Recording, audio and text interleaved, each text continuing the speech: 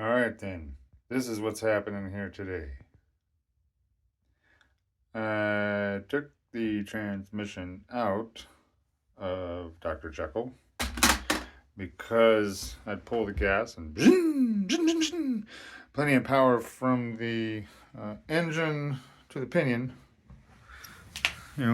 but so it's not the clutch things or anything in there. Plenty of power up this far. I gotta put the filter back on, but plenty of power up this far, so it's this direction.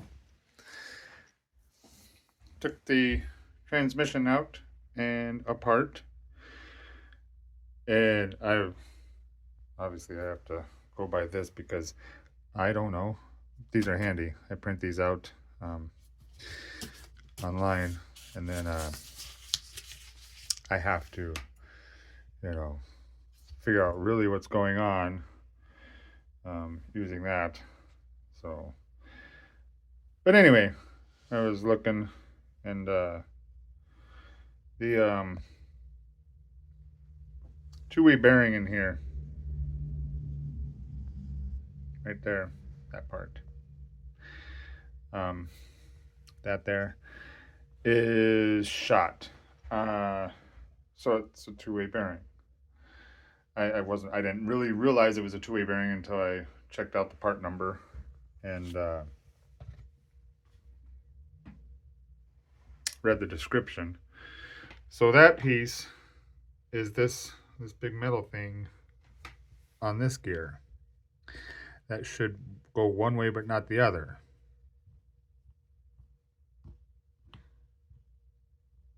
I'm making a really uneducated guess.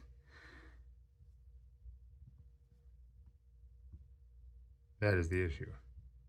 So I'm holding the rod.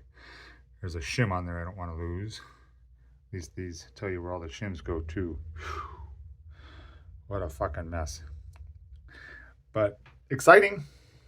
Get to see what's how everything works. It's dry as a bone apparently. Need to put some grease in there. I need to find some of that white lightning, whatever grease. Actually completely disassemble it and clean it and put some of that white grease on it. Wait to figure out what we're doing with this two-way bearing. We'll get back to you on that and go from there. So that's the status with Dr. Jekyll. Other than that, he's ready to break in. As soon as I get a little bearing, we'll have movement and be able to break that in. And we'll go from there. But that's what's happening with this one. All right, thanks for checking it out.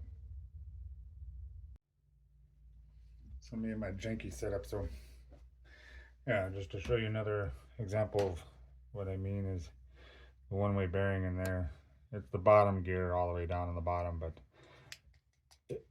it catches part of this, so I'm sure one way it catches this and the other way it shouldn't, but that's why this is just spinning, because that one-way gear is not stopping it.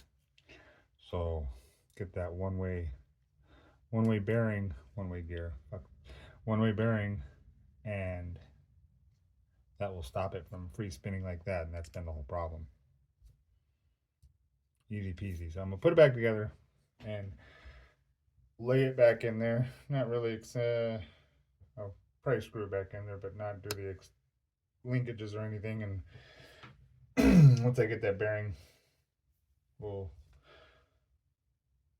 tear it apart completely, clean it up, and install the new bearing, reassemble it, and go from there.